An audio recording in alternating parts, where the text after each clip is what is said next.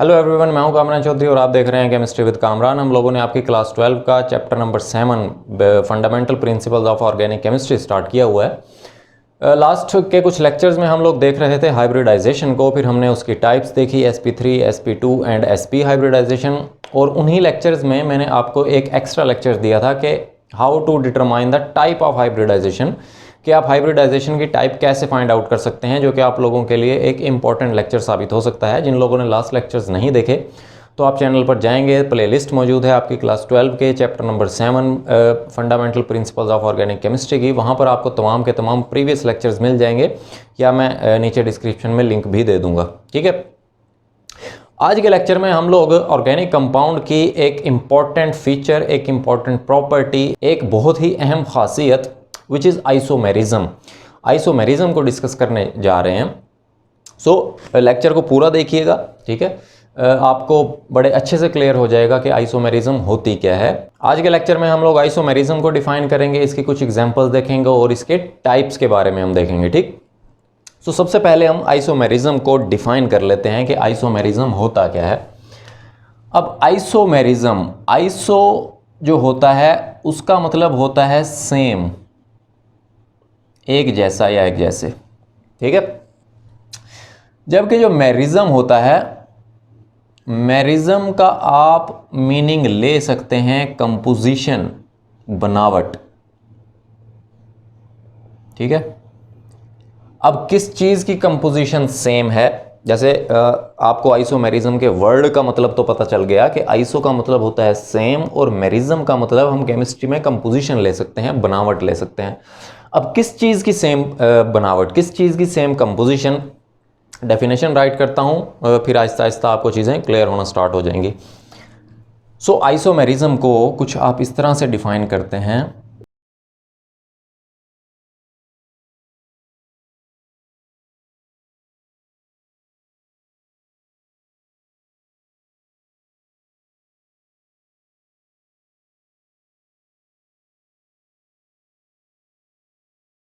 How can you define isomerism? Isomerism को कुछ आप इस तरह से डिफाइन करते हैं कि टू और मोर कंपाउंड्स, दो या दो से ज्यादा compounds having same molecular formulas, जिनका मॉलिक्यूलर फार्मूला सेम होता है बट डिफरेंट स्ट्रक्चरल फार्मूलाज, जबकि उनके अगर स्ट्रक्चरल फार्मूलाज डिफरेंट हों सो उन कंपाउंड्स को आप क्या बोलेंगे? आइसोमर्स बोलेंगे। और ये जो प्रोसेस है, ये जो फिनोमिना है, इसको आप क्या बोलते हैं? आइसोमेरिज्म बोलते हैं। कि दो या दो से ज्यादा कंपाउंड्स अगर तो उनका मॉलिक्यूलर फार्मूला सेम है और स्ट्रक्चरल फार्मूलाज आप उनके डिफरेंट राइट कर सकते हैं, सो ऐसे कंपाउंड्स को आप क्या बोलते हैं? आइसोमर्स बोलते हैं। और इस फिनोमिना को, इस प्रोसेस को आप आइसोमेरिज्म बोलते हैं। ठीक है, मैं बार बार कह रहा हूं आपसे कि ये वीडियो जो है एंड तक देखिएगा, आपको अच्छे से क्लियर हो जाएगा कि आइसोमेरिज्म होती क्या है। आहिस्ता आहिस्ता वो स्टेप बाय स्टेप हम आगे चलेंगे। ठीक है, मैं आपको साथ साथ बड़ी डिटेल से एग्जांपल्स के साथ समझाऊंगा। अब देखें, इसमें जो है दो वर्ड यूज हो रहे हैं, एक है मॉलिक्यूलर फार्मूला, ठीक हो गया, और दूसरा है स्ट्रक्चरल फार्मूला। अब ये भी मैं आपको बता देता हूं कि what are molecular formulas and structural formulas. तो सबसे पहले हम लोग देख लेते हैं कि मॉलिक्यूलर फार्मूला क्या होता है। मॉलिक्यूलर फार्मूले को आप कुछ इस तरह से डिफाइन करते हैं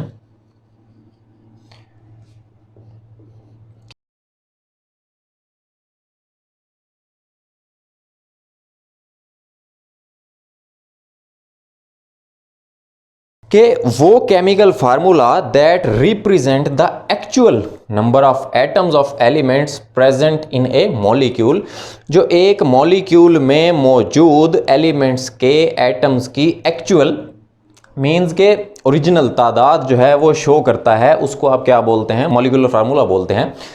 इसको आपने बड़ी डिटेल से पढ़ा था क्लास 9 में, chapter number 1 fundamentals of chemistry में। अच्छा, फॉर एग्जांपल इसकी एग्जांपल देख लेते हैं। अब अगर आपसे पूछा जाए कि वाटर का क्या फार्मूला होता है, सो आप आंखें बंद करके बता देंगे कि जी H2O होता है। सो हम बता देंगे कि जी वाटर का जो फार्मूला है वो क्या होता है? H2O होता है। इसी तरह अगर आपसे पूछा जाए कि ग्लूकोज का क्या फार्मूला होता है, सो आप बता देंगे कि C6H12O6। ठीक है। अब यहाँ पर आप देखें कि H2O, इसमें दो एलिमेंट्स हैं, हाइड्रोजन और ऑक्सीजन। यहाँ पर हाइड्रोजन जो एलिमेंट है उसके दो एटम्स हैं और ऑक्सीजन जो एलिमेंट है उसका एक एटम है। सो आपको यहाँ पर डेफिनेशन अब क्लियर हो गई होगी, मैंने साथ ऑफ एटम्स ऑफ एलिमेंट्स क्यों लिखा। ठीक है, कि एलिमेंट्स के ही तो एटम्स हैं। अब हाइड्रोजन एलिमेंट है जिसके दो एटम्स हैं और ऑक्सीजन एलिमेंट है जिसका एक एटम है। ये चीज़ क्लियर हो गई। इसी तरह से इसमें जो एलिमेंट्स हैं वो कौन कौन से हैं, कार्बन, हाइड्रोजन और ऑक्सीजन ग्लूकोज में। सो कार्बन जो एलिमेंट है उसके 6 एटम्स हैं, हाइड्रोजन जो एलिमेंट है उसके 12 एटम्स हैं और ऑक्सीजन जो एलिमेंट है उसके 6 एटम्स हैं। ठीक है। सो एक्चुअली ग्लूकोज में जो है 6 कार्बन होते हैं, 12 हाइड्रोजन होते हैं और 6 ऑक्सीजन होते हैं। इसी तरह से वाटर में एक्चुअली 2 हाइड्रोजन होते हैं और एक ऑक्सीजन का एटम होता है। सो इस तरह के फार्मूले को आप क्या बोलते हैं, मॉलिक्यूलर फार्मूला बोलते हैं। अच्छा, अब स्ट्रक्चरल फार्मूला क्या होता है उसको भी हम डिफाइन कर लेते हैं।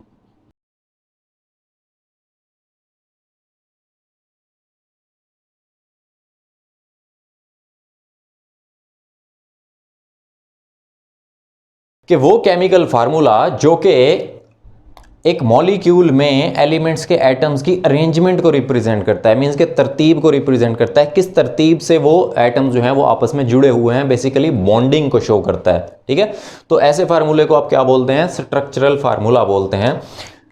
जैसे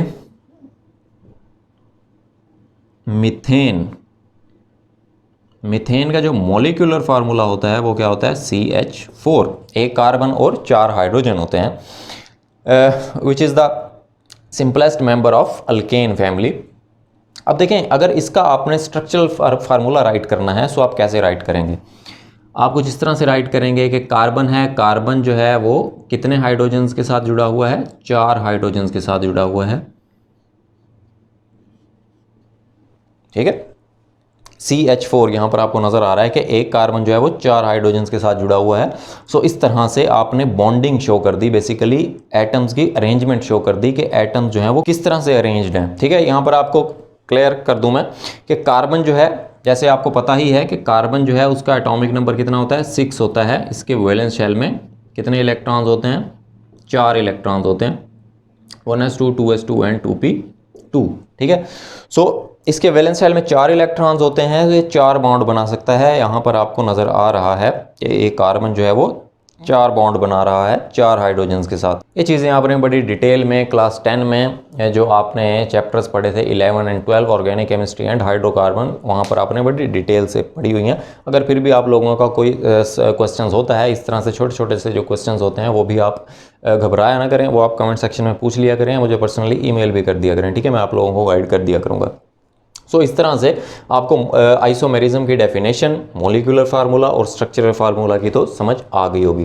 प्रीवियस लेक्चर्स में हम ऑर्गेनिक कंपाउंड्स को बड़ा डिटेल से एक्सप्लेन कर चुके हैं और उसकी हम क्लासिफिकेशन को भी देख चुके हैं। ठीक है, यहाँ पर मैं आपको थोड़ा सा रिमाइंड करवा देता हूँ कि ऑर्गेनिक कंपाउंड्स क्या होते हैं। ऑर्गेनिक कंपाउंड्स हाइड्रोकार्बन्स और उनके डेरिवेटिव्स को आप ऑर्गेनिक कंपाउंड्स बोलते हैं। ठीक है, हाइड्रोकार्बन्स और उनके डेरिवेटिव्स की जो स्टडी है उसको आप क्या बोलते हैं, ऑर्गेनिक केमिस्ट्री बोलते हैं। ठीक, अब हाइड्रोकार्बन्स क्या होते हैं, हाइड्रोकार्बन्स ऐसे कंपाउंड्स होते हैं जिनमें जस्ट कार्बन एंड हाइड्रोजन पाया जाता है। कार्बन और हाइड्रोजन कंटेनिंग कंपाउंड्स को आप क्या बोलते हैं, हाइड्रोकार्बन्स बोलते हैं। अब जो सिंपलेस्ट हाइड्रोकार्बन्स होते हैं वो होते हैं अल्केन्स, जिनका आपने पढ़ा था क्लास 10 में चैप्टर नंबर 11 ऑर्गेनिक केमिस्ट्री के लेक्चर में, और हाइड्रोकार्बन्स में आपने इनको बड़ा डिटेल से स्टडी किया हुआ है। ठीक है, ये बेसिकली सिंपलेस्ट हाइड्रोकार्बन्स होते हैं जिनमें क्या होता है कि कार्बन कार्बन के दरमियान जो है वो सिंगल बॉन्ड अवेलेबल होता है। ठीक है, और इनका जो जनरल फार्मूला होता है वो भी मैं आपको यहाँ पर बता देता हूँ। जनरल फार्मूला होता है इनका CnH2n+2। अब इसमें ये n क्या चीज़ होता है, n रिप्रेजेंट कर रहा होता है नंबर ऑफ कार्बन एटम्स को।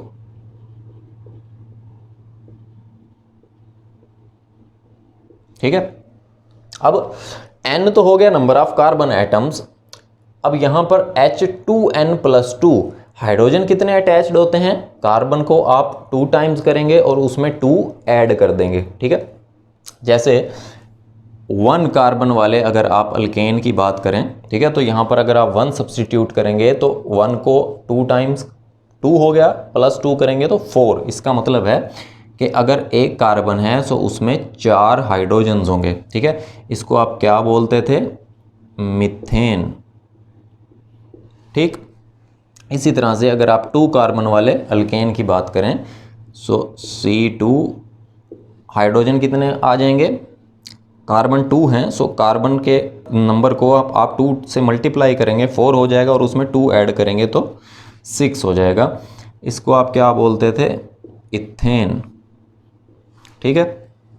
इसी तरह जो 3 कार्बन वाले अल्केन है C3, उसका क्या फार्मूला आ जाएगा, C3H8, इसको आप क्या बोलते थे, प्रोपेन, ठीक है। इसी तरह से पहले 10 जो अल्केन थे वो आप लोगों ने प्रिपेयर किए हुए थे, methane, ethane, propane, butane, pentane, hexane, heptane, octet, nonane और डीकेन, ठीक है।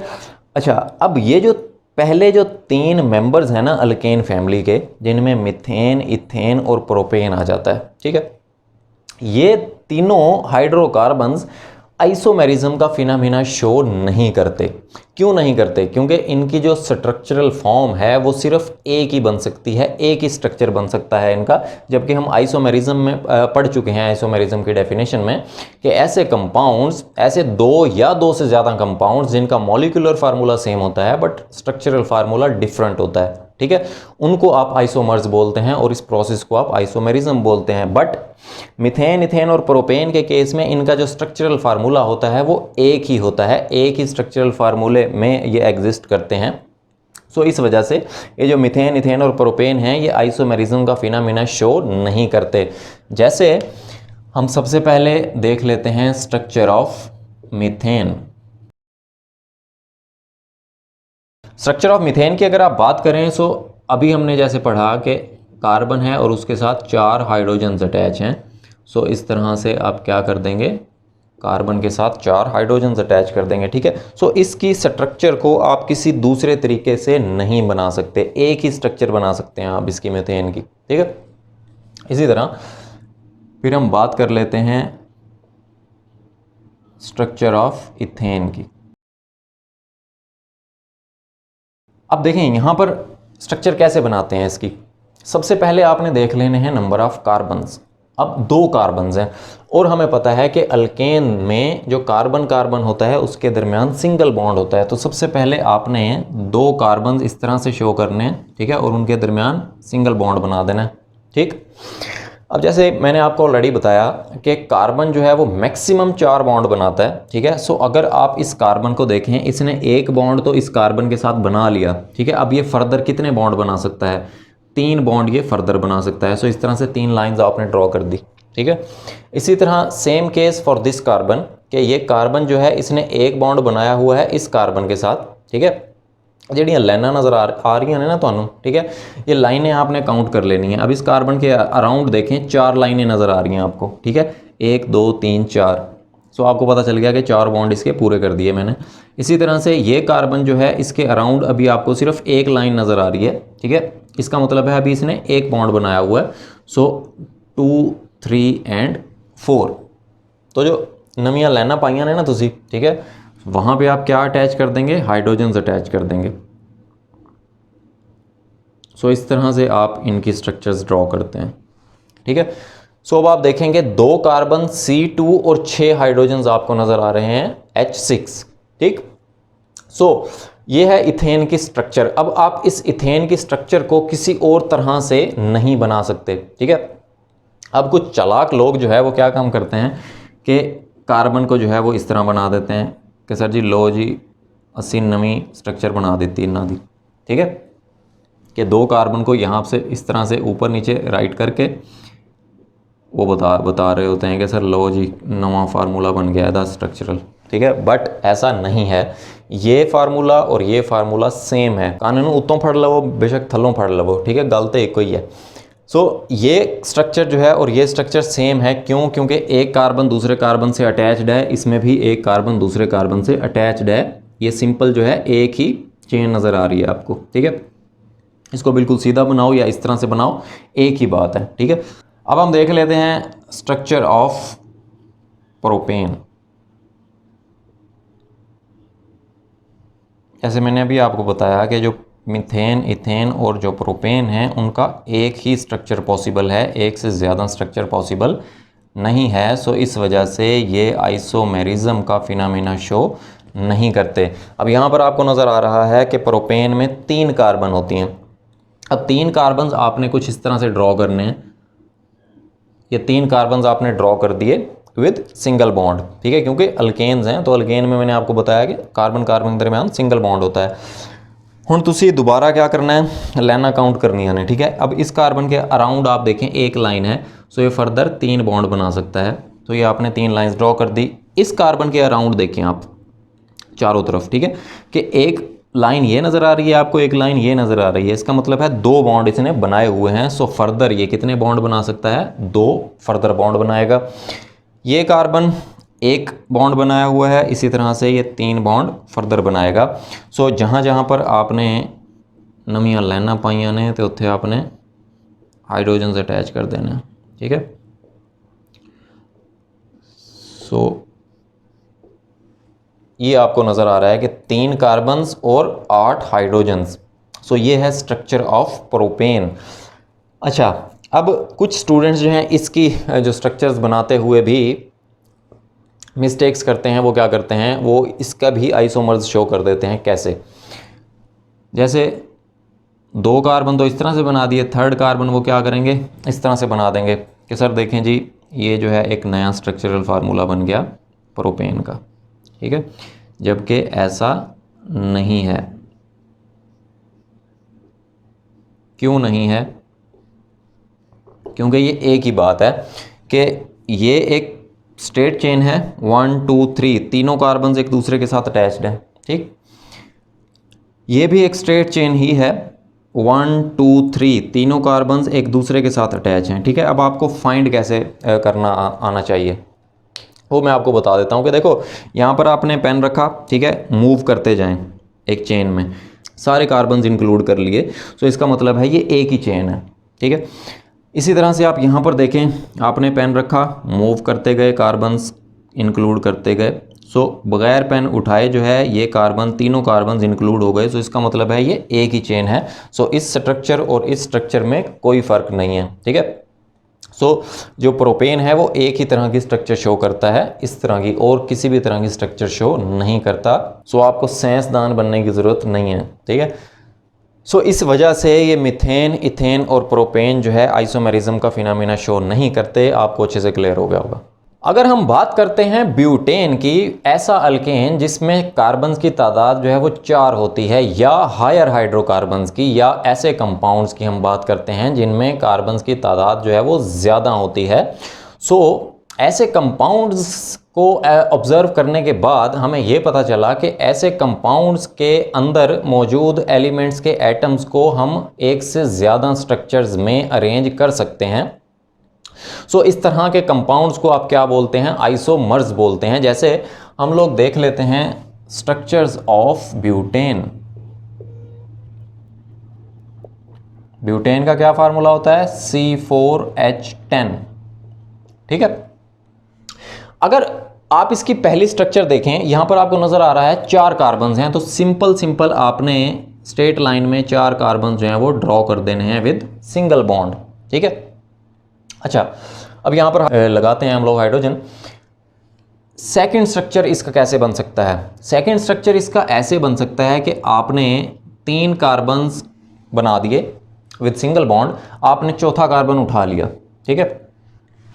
अब जब चौथा कार्बन आपने उठा लिया, सो उस चौथे कार्बन को आपने कहां पर अटैच कर दिया? दरमियान वाले कार्बन पर अटैच कर दिया, ठीक है।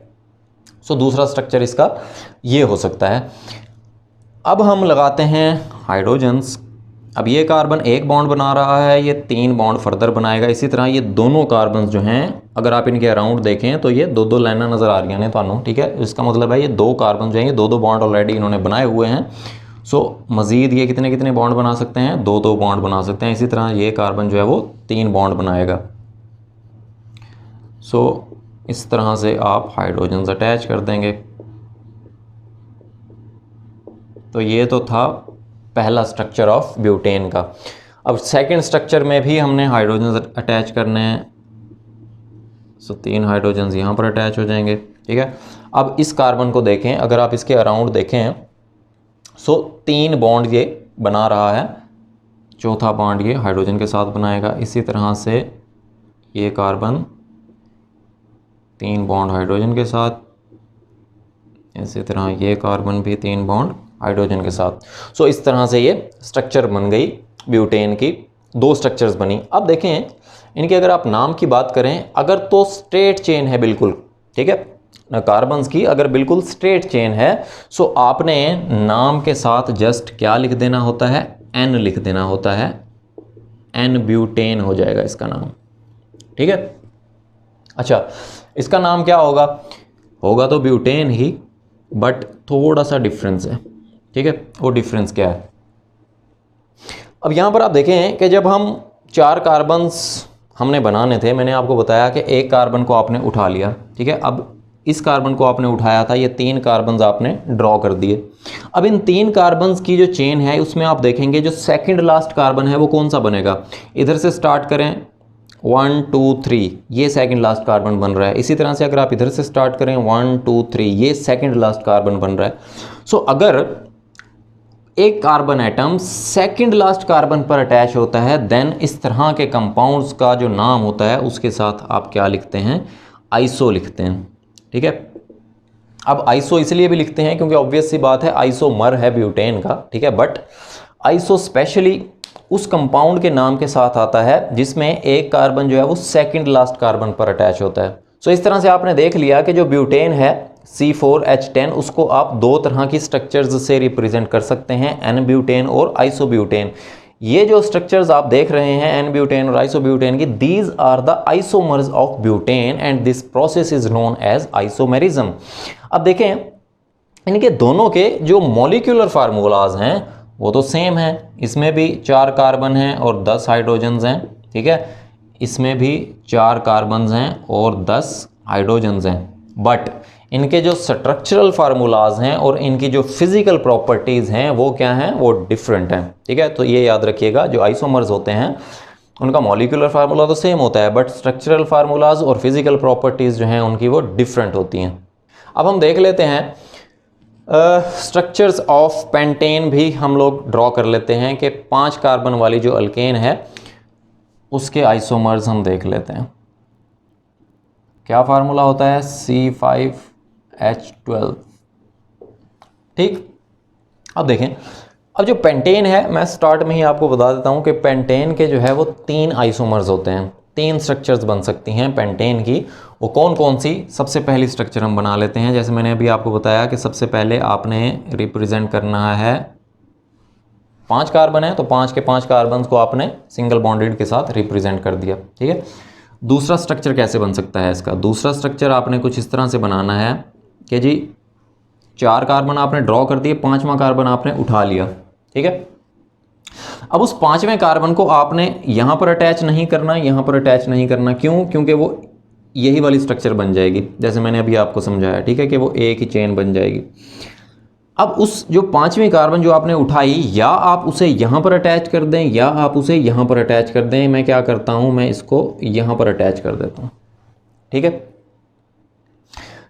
सो इस तरह से ये एक और स्ट्रक्चर बन गई पेंटेन की। अब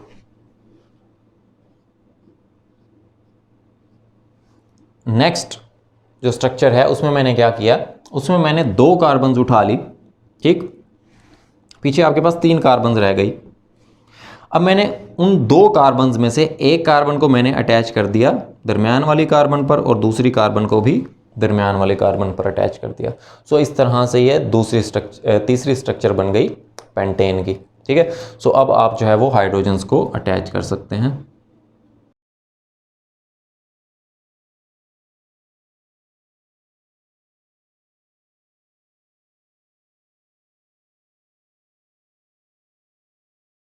अब इस तरह से आपने हाइड्रोजन्स को अटैच कर दिया। अब आ जाती है इनकी नाम की बारी।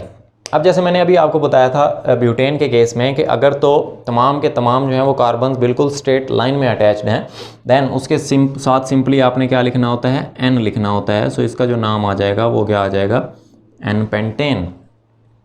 यहाँ पर आप देख रहे हैं सेम केस है जैसे आइसोब्यूटेन का केस है कि आपने जो 5th कार्बन उठाया था वो आपने अटैच किया सेकंड लास्ट कार्बन पर। अगर आप यहाँ से नंबरिंग स्टार्ट करें 1 2 3 4, सो ये सेकंड लास्ट कार्बन बनता है। ठीक है,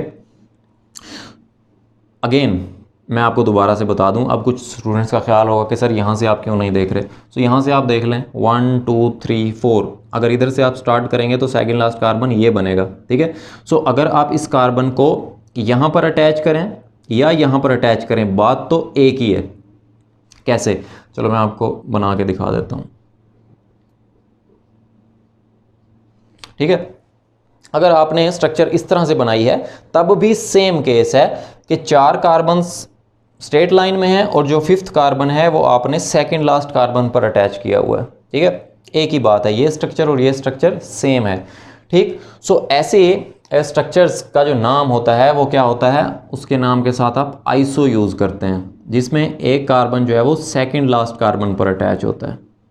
ठीक है, इसी तरह से इस केस में आप देखें कि इस केस में आपने 2 कार्बन जो हैं वो सेकंड लास्ट कार्बन पर अटैच किए हुए हैं। जैसे ये वाले जो 2 कार्बन हैं 1 2 3 1 2 3, ये सेकंड लास्ट कार्बन बनता है दोनों साइड से अगर आप काउंटिंग करें। ठीक है, सो ये 2 कार्बन जो हैं आपने सेकंड लास्ट कार्बन पर अटैच किए हुए हैं। सो इस तरह के कंपाउंड्स के नाम के साथ आप क्या यूज़ करते हैं, नियो यूज़ करते हैं। सो इसका क्या नाम आ जाएगा, नियोपेंटेन आ जाएगा। ठीक है, यहाँ पर मैं आपको एक इंफॉर्मेशन दे दूं कि जब the number of carbon atom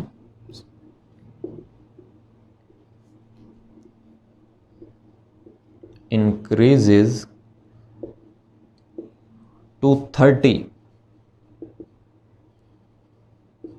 ठीक है, यहाँ पर आपने एक चीज़ नोट की ना कि मिथेन, इथेन और प्रोपेन जिनमें 1 2 या 3 कार्बन थे वो तो आइसोमरिज्म का फिनोमेना शो नहीं कर रहे थे। इसी तरह से एक कार्बन इंक्रीज हुआ तो 2 आइसोमर्स आपको नजर आ रहे हैं। इसी तरह एक और कार्बन इंक्रीज हुआ तो 3 आइसोमर्स बन गए पेंटेन के। ठीक है, इसी तरह अगर तो number of carbon atoms increases to 30, अगर नंबर ऑफ कार्बन एटम जो है वो 30 तक पहुंच जाएं, देन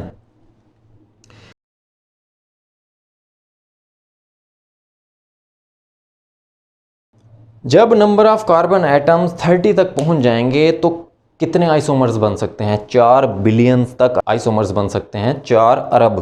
ठीक है, 4 बिलियंस कितना होता है, 4 अरब तक आइसोमर्स बन सकते हैं उस कंपाउंड में जिसमें कार्बन जो हैं वो 30 होते हैं। 30 कार्बन या 30 से ज़्यादा होंगे, सो ऑब्वियस सी बात है ये नंबर इंक्रीज होता जाएगा। अब बात कर लेते हैं टाइप्स ऑफ आइसोमेरिज्म की।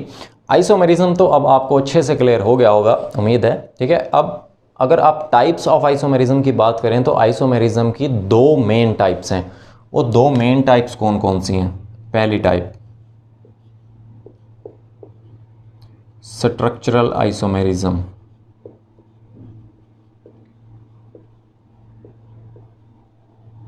ठीक है, और जो सेकंड टाइप है वो है सिस ट्रांस आइसोमेरिज्म, या जिसको आप क्या बोलते हैं, जियोमेट्रिक आइसोमेरिज्म। अब जो स्ट्रक्चरल आइसोमेरिज्म है वो फर्दर 5 कैटेगरीज में डिवाइडेड है।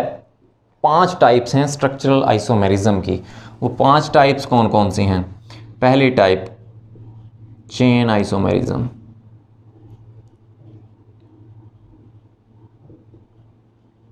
ठीक है। जो दूसरी टाइप है स्ट्रक्चरल आइसोमेरिज्म की वो है पोजीशन आइसोमेरिज्म, या आप पोजीशनल आइसोमेरिज्म भी बोलते हैं। ठीक, जो थर्ड टाइप है वो है फंक्शनल ग्रुप आइसोमेरिज्म।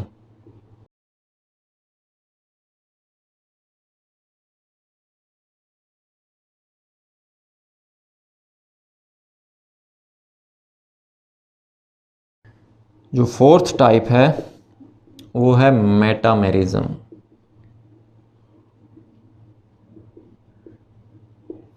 एंड जो फिफ्थ टाइप है वो है टॉटोमेरिज्म। सो आइसोमेरिज्म की दो मेन टाइप्स हैं, स्ट्रक्चरल आइसोमेरिज्म और सिस ट्रांस, या जिसको आप ज्योमेट्रिक आइसोमेरिज्म बोलते हैं। स्ट्रक्चरल आइसोमेरिज्म की फर्दर 5 टाइप्स हैं, chain isomerism, position isomerism, functional group isomerism, metamerism और टाटोमेरिज्म, जो कि आने वाले लेक्चर में हम लोग जिनको बड़ी डिटेल से डिस्कस करेंगे। अभी तक अगर आपको वीडियो पसंद आई है तो चैनल को सब्सक्राइब जरूर कीजिएगा, वीडियो को लाइक किया करें, शेयर किया करें। Thank you very much.